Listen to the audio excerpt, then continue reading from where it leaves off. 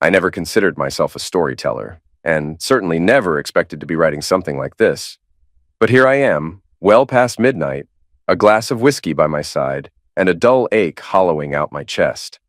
I'm James, 34 years old, a construction guy through and through. I dropped out of community college because it felt like a waste of time, but I threw myself into work, hustling day in and day out. Over the years, I grew my one-man operation, just me, a beat-up pickup truck, and a few battered tools, into a proper business.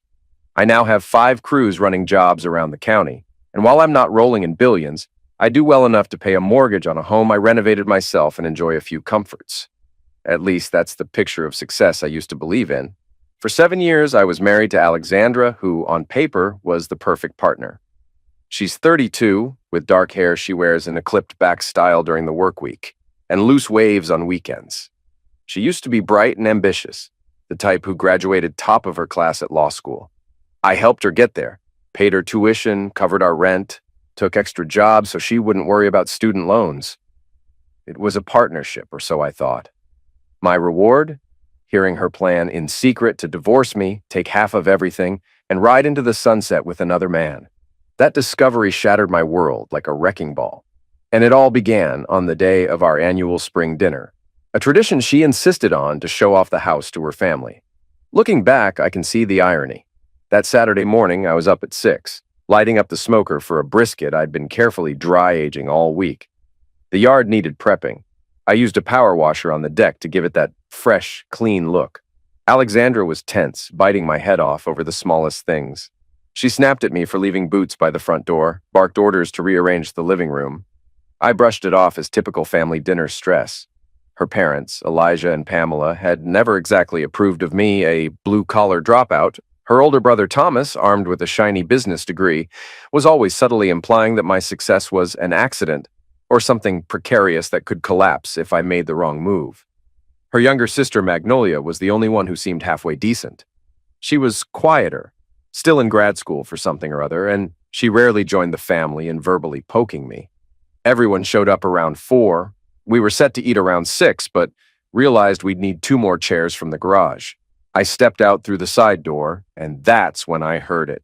Her brother's voice, carrying around the corner, drifting through the open window. He said, "I still can't believe you married this loser. Dad's right, you need to divorce him before you have kids and get stuck forever." Alexandra's response froze me in my tracks. She said, "I'm already working on it. My lawyer says we can take half his business, too." The words sounded so casual, so matter-of-fact, like she was discussing how to carve the brisket or choosing the next Netflix series to binge.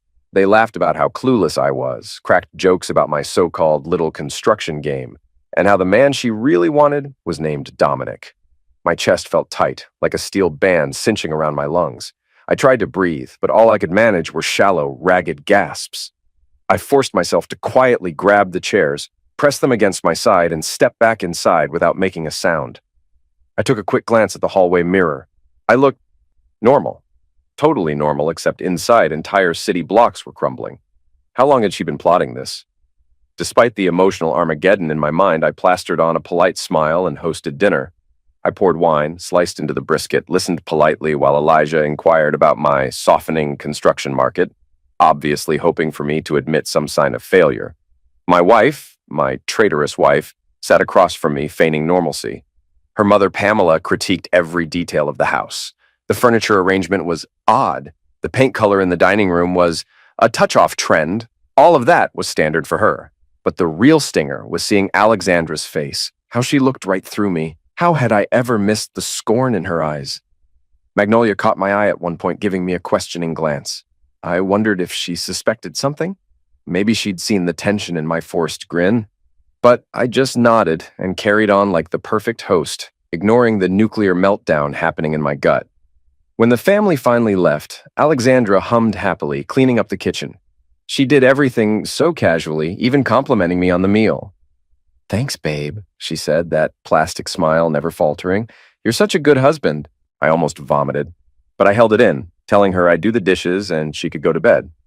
As soon as I heard the bedroom door click shut, I snuck into the home office and tried logging into her laptop. She'd changed the password, but I'd known her for 7 years. She had predictable patterns. On my third guess, I was in. I found exactly what I feared and more.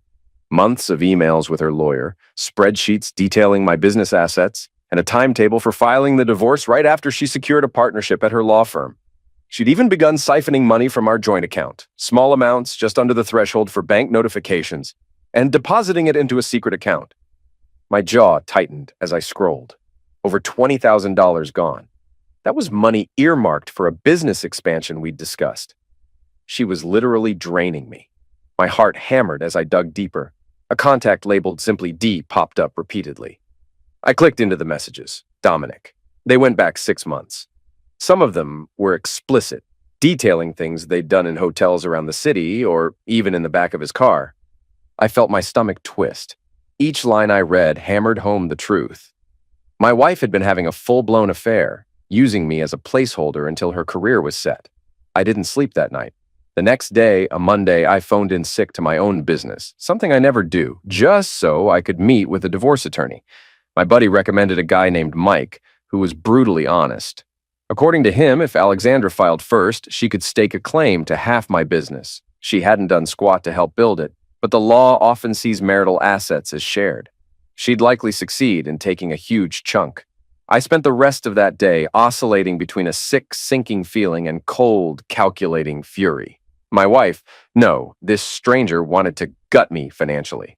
Fine, I'd show her exactly how I handle being double-crossed. That night, she pulled her sweet act again, bringing me soup, saying I looked pale. She even said, "I love you, James," with seemingly genuine concern. I smiled weakly and lied right back. I love you too. Meanwhile, inside, I was blueprinting her downfall like I'd blueprint a construction project. I had a new objective now: protect myself at all costs. I started by calling my accountant, Frank, for an emergency meeting. I suspected Alexandra might try to manipulate my business books, and sure enough, Frank was already wary. Alexandra had contacted him recently, asking innocent questions about valuations and procedures. From Frank's perspective, she'd done just enough to set up a suspicious paper trail. Minor discrepancies that, if unearthed, would paint me as either incompetent or malicious in handling funds. None of it was illegal, but it could drag out a divorce with endless forensic accounting. We spent hours cleaning up every record, paying off outstanding equipment loans, documenting that Alexandra had no official role in the company's day-to-day. By the time we were done, my head pounded. But I felt a surge of grim satisfaction. She wanted to bury me with shady paper trails? Well, I'd just cleared them up. I then swung by the bank. Another hunch paid off. She'd applied for a home equity line of credit on our house, which was technically in both our names, but primarily paid for by me with pre-marriage savings. If that HELOC went through, she'd have quick access to $200,000, saddling me with half the debt. I canceled it on the spot. When I got home, I took an even more questionable step: bugging our house. In my state, it was legal for me to record in my own residence, but it still felt dirty. I planted small devices in the living room and our bedroom, plus a discreet camera in the home office. Desperate times, desperate measures. That very night, I heard her taking a hushed call with Dominic. She told him to be patient, that I didn't suspect a thing, and that I was still clueless enough to eat up her concerned wife routine. My fist clenched so hard my knuckles turned white. I wanted to burst in, scream, throw her out, but rage is seldom wise if you want the upper hand. So I let her finish. Let her think I was as dense as her father always implied. The next morning, I accidentally left blank divorce papers on my nightstand. She must have noticed because when I came back from the shower, they'd shifted, but she didn't say a word. I headed to work and continued making phone calls. Through business contacts, I dug up information about Dominic. He was a wealthy friend of Thomas, my brother-in-law. It turned out Dominic had been at a few family events I'd missed because I was too busy working. The puzzle pieces fit too well, like a hideous jigsaw of betrayal. She'd apparently reconnected with him in some official capacity and resumed their old college fling. It was a long game. This wasn't a drunken one-night stand. It was months of careful, methodical planning. That night, she tried to seduce me for the first time in ages. I recognized it for what it was, a ploy to keep me off balance. Still, I played along with her little charade, giving her the performance she expected.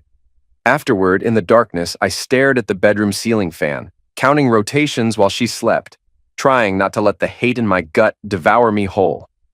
On Thursday, I had coffee with Magnolia, She'd texted, asking to talk. Nervous, she picked at her muffin and tried to make small talk before finally telling me everything she knew. She had caught Alexandra and Dominic at a family lake house while I'd been dealing with an emergency job site flood. She confronted Alexandra, who brushed it off, claiming it was just a one-time thing. Later, when Magnolia got Alexandra drunk, she admitted the entire scheme. She planned to finalize everything after making partner, grabbing half my business assets in the divorce. Magnolia was horrified, but too scared to go against her overbearing family. She confessed she needed to clear her conscience. At least one member of that clan had a soul, apparently. I thanked her, promised not to mention her involvement, and left feeling oddly lighter. The doubts I had, the flickering thought that maybe I was imagining or exaggerating, vanished. My wife really was that cold. I decided to set the trap. On Friday, I created a fake business emergency and told Alexandra I needed her whole family's advice, maybe even Thomas's oh-so-valuable business insights. I played the helpless husband, worried about losing my biggest client. She hesitated, said she already had dinner plans, but I made my voice crack, practically begging. Hook, line, and sinker, she agreed. All day Friday, I prepared like I was building scaffolding for the biggest job of my career. I loaded every damning screenshot, bank record, and secret account detail onto a tablet. I also printed them out, just to have a paper trail. I grabbed her favorite cake from a bakery across town. Why not add some sweet irony to the night? Sure enough, that evening, her parents, Thomas, his wife, Magnolia, and Alexandra herself gathered in our dining room. The same place I'd served them brisket a few days prior. The tension in the air felt like a thundercloud about to break. I could practically taste the electricity. Alexandra was jittery, glancing at her phone, probably texting Dominic about how she was going to wrap up this emergency quickly. They all settled around the table. Elijah, in particular, looked eager to see me squirm. "So, James," he drawled, "tell us about your predicament. Financial issues, I'm guessing?" I stood, raising a glass of wine. "Before we get into that," I said, my voice calm, "I want to propose a toast to family, loyalty, and finally seeing things clearly." They looked puzzled. Alexandra forced a laugh, trying to mask her tension. I could see sweat at her temples, though. She urged me, "Go ahead, honey, tell them about the client crisis." "Right." I took out my tablet, connecting it to our TV. "The problem isn't with my business, actually. It's my marriage." Silence. You could have heard a pin drop.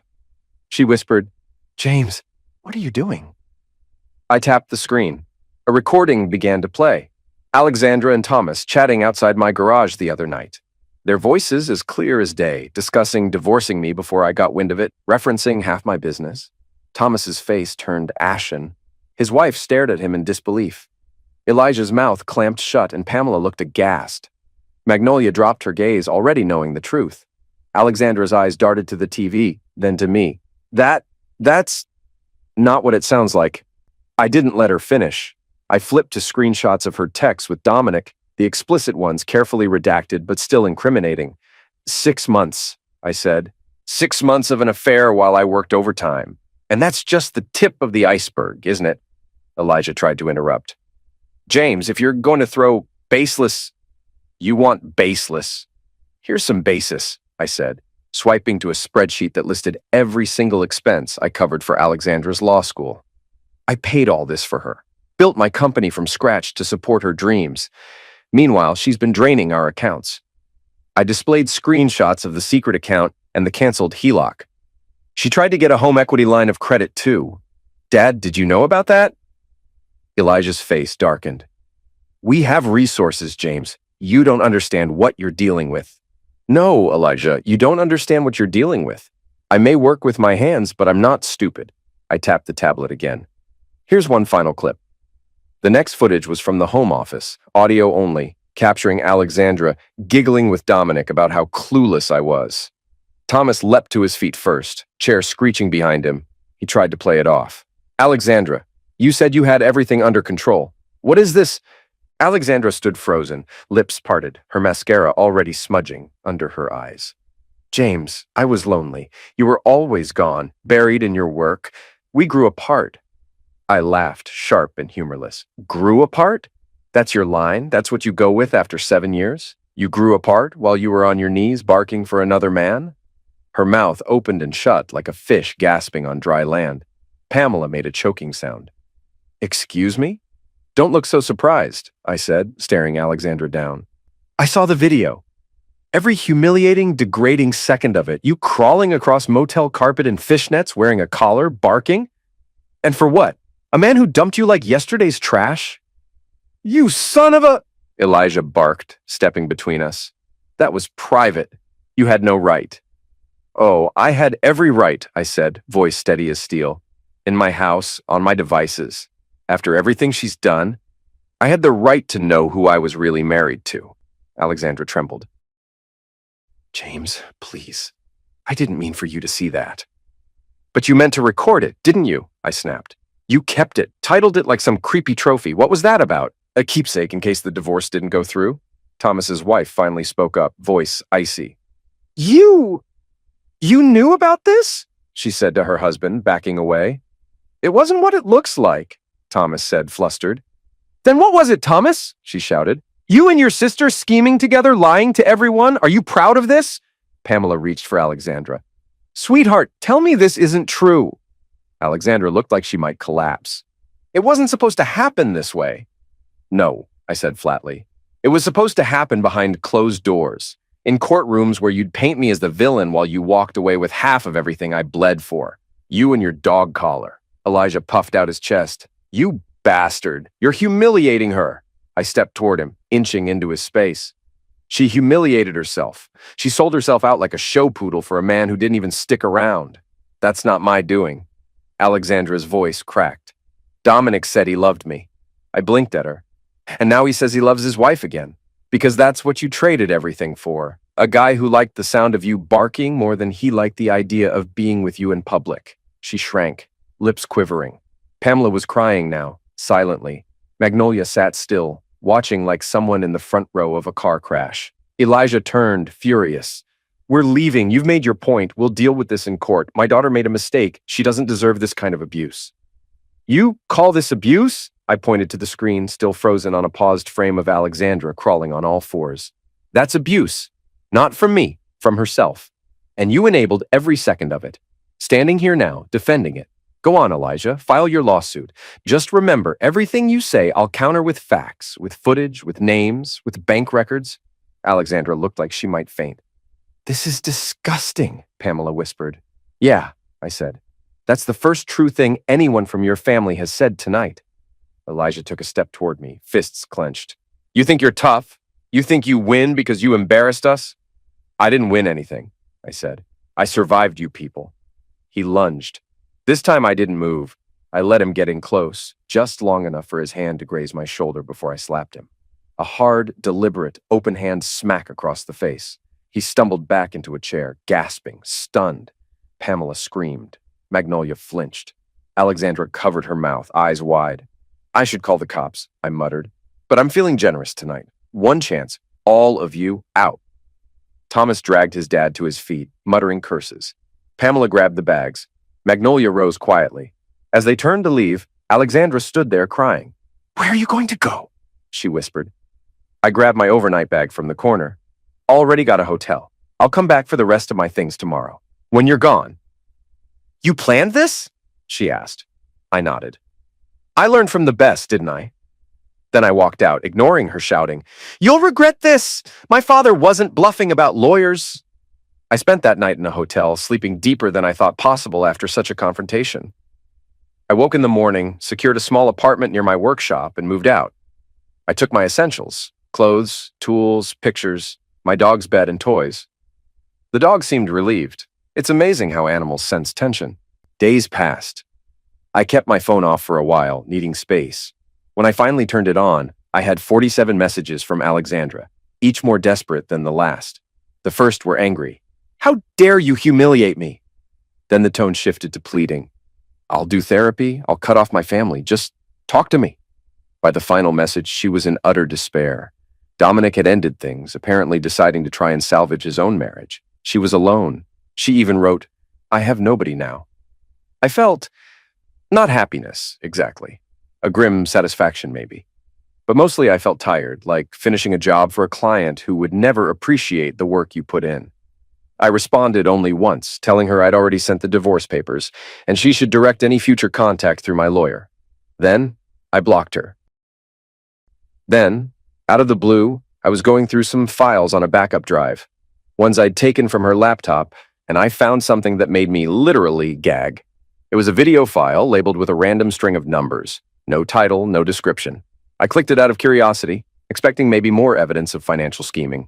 Instead, the screen flickered to life in grainy hotel room lighting, and there she was, Alexandra. On all fours, knees pressed into ugly beige carpet, dressed in nothing but a black collar around her neck and some kind of mesh lingerie. Her hair was tousled, makeup smudged like it had been hastily applied and forgotten. She wasn't crying. She wasn't forced. She was smiling. She looked up at someone behind the camera, Dominic. I'd bet every dollar left in my account, and said in a voice I hadn't heard from her in years, "Do you want me to beg?" The man's voice, deep and mocking, said, "No, I want you to bark." She laughed, bit her lip, and barked. Once, twice. Then she dropped her jaw, panting, eyes locked on the camera like some twisted parody of obedience. I hit pause. A cold sweat coated my neck. My hands trembled over the trackpad. I didn't want to watch more, but I had to. Some sick part of me needed the confirmation. I hit play. Dominic snickered. "Good girl, now crawl!" And she did. Across the carpet, dragging herself forward like a pet, heels kicked off behind her, her rear swaying deliberately. "You're such a good master," she whispered at one point before letting out another soft bark. I slammed the laptop shut, stood up so quickly the chair screeched across the floor behind me. I was shaking, mouth dry, nausea rolling through my gut like waves during a storm. My temples pounded, fingers twitching as if they didn't know what to do with themselves. I went to the sink and splashed cold water on my face, gripping the edges of the counter just to steady my breathing. She had called me boring, had said we were growing apart. Meanwhile, she was crawling across cheap motel carpet, panting on command. A laugh broke from my throat, short and sick. A single, barking sound. I wasn't even sure if it was a laugh or a sob. I went back to the laptop, opened the file again, forced myself to watch the whole thing from start to finish. 8 minutes and 42 seconds. Alexandra on her knees, Dominic directing her like some twisted theater director. Her obeying like it was the highlight of her life. I didn't cry, didn't scream, didn't punch anything. I just watched. And when it was over, I sat there in the silence, wondering how many times she had done this, how many hotel rooms, how many callers, how many lies. I thought of every time she rolled her eyes when I left boots near the door, every sigh when I asked if she wanted to go out to dinner, every condescending smile she gave when I explained something about my business, like she was too polite to say it, but too proud to hide it. And this was what she turned into when I wasn't looking. No wonder she treated me like a fool at home. I tried to push that out of my mind, focusing on rebuilding. I kept working, signing new clients, living alone in my modest apartment. My dog was my companion, quietly bearing witness to my gloom. Magnolia texted me occasionally, telling me Elijah was in a rage, threatening lawsuits. Dominic apparently ghosted Alexandra, leaving her frantic. At one point, Magnolia wrote that Pamela was urging Alexandra to move back in with them, but Elijah was so furious about the scandal that he wanted her to fix it somehow. Who knows? Weeks went by. My lawyer, Mike, told me that everything was proceeding. Alexandra was apparently waffling on whether to fight for half my business or sign an uncontested divorce. Then, out of the blue, he got a call from Dominic's wife, Rachel, who compared notes on all the shady dealings Dominic and Alexandra had engaged in. That gave me more ammunition in the divorce negotiations. I thought I was nearing closure. Then, one evening, when the sky was streaked pink and orange and I was just finishing dinner, there was a loud knock at my apartment door. I looked through the peephole and nearly choked. There stood Alexandra, with her father Elijah looming behind her, arms crossed, and her mother Pamela carrying a suitcase. Alexandra had 2 suitcases of her own. Her eyes were puffy, face pale. She looked less put together, hair limp and clothes loose. She knocked again, a hollow urgency in her expression. My pulse kicked up in annoyance. I opened the door but didn't move aside to let them in. "James!" Elijah barked, as though I owed them a welcome. "We need to talk." I fixed them with a cold stare. "And who said you could just show up here?" Pamela sniffed, as if the hallway of my apartment complex smelled foul. "We're here to resolve the matter of your marriage." I couldn't help but laugh. "Marriage? Pretty sure I filed those papers weeks ago. Get a lawyer if you have something to say." Elijah's face contorted. He glanced at Alexandra, who looked down at her feet. Finally, she raised her gaze, tears brimming. I, I'm pregnant, James, she whispered. That moment felt like the floor dropped out from under me. My lips parted, but no words emerged at first. I stared at her belly. She didn't look pregnant. Maybe it was too early. Maybe she was lying. Or maybe she was telling the truth, but the baby was Dominic's. Pamela inserted herself. It's your responsibility to take care of her. You're still legally married, and my daughter is carrying your child. Finally, I found my voice. It was shaky, but threaded with anger. Are you kidding me? You want me to believe that's my kid? She's been with Dominic for half a year. Watch your mouth, Elijah snarled, stepping forward. A real man stands by his wife. I always knew you were no real man, just a petty con artist in a hard hat. I let out a sharp bark of laughter. You want me to stand by her after what she did? After I literally found a video of her on all fours wearing a collar for Dominic, barking like a... Alexandra choked on a gasp, face turning red. She shot a mortified glance at her parents, but Elijah exploded. How dare you speak that way? That was a mistake she made out of confusion. You call it confusion? I call it being a cheat. She's got some nerve to show up here demanding I take responsibility for a baby she probably conceived with another man. Elijah's fist clenched. Shut your filthy mouth! He lunged toward me, slamming his open palm into my chest. I stumbled back a step, but kept my footing. He started swinging wildly, shouting, You humiliated her! You humiliated my family! I let him get close enough that his face contorted in pure rage. And then, in one swift motion, I slapped him across the face. It was a solid hit. The crack of impact echoed in the narrow hallway. Elijah's eyes went wide, and he staggered backward, colliding with the suitcase Pamela was holding. He collapsed onto the floor, dazed, one hand braced against the carpet. Pamela shrieked. Elijah, oh my God! She crouched to help him. Alexandra stood there, mouth open, tears running down her cheeks. I exhaled a shaky breath. I'm done, I snarled. I pulled out my phone. All of you are trespassing on my property. I'm calling the cops right now. You can't do that, Pamela hissed. We're your family. I dialed 911, heart pounding. Yeah, I said into the phone. I have trespassers who attacked me. Please send officers. I gave them my address. The operator's voice was calm, asking if there were weapons. I said no, just an assault. Alexandra stared at me in shock. Elijah tried to get up, leaning on Pamela, rage burning in his eyes, but he didn't try to come at me again. I could hear the dispatcher's voice faintly. Units have been dispatched. I hung up.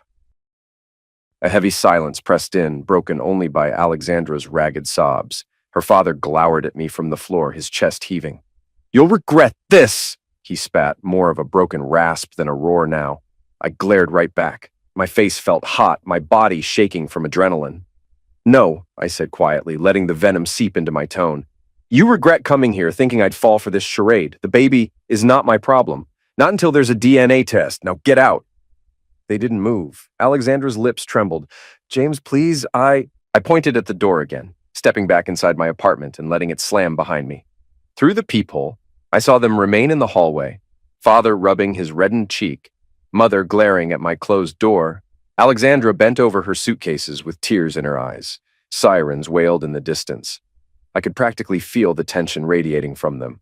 They knew the cops would be here soon, and so they scooped up their luggage and hurried toward the elevator.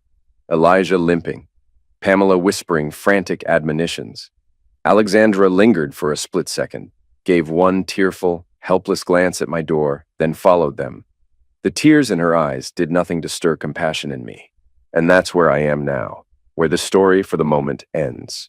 Standing in my apartment, fists clenched, adrenaline pumping, waiting for the police to arrive and file a report about trespassing and assault. My father-in-law on the floor, my wife sobbing, claiming she's pregnant, demanding I take her back. The final storm of a marriage that was rotted from within. Maybe I'm the villain for letting my rage bubble over and humiliating them in return. Maybe she's the villain for orchestrating a divorce scheme and an affair. Truth is, in a situation this messed up, we might all be villains, but one thing's certain, I'm not going to be their victim ever again.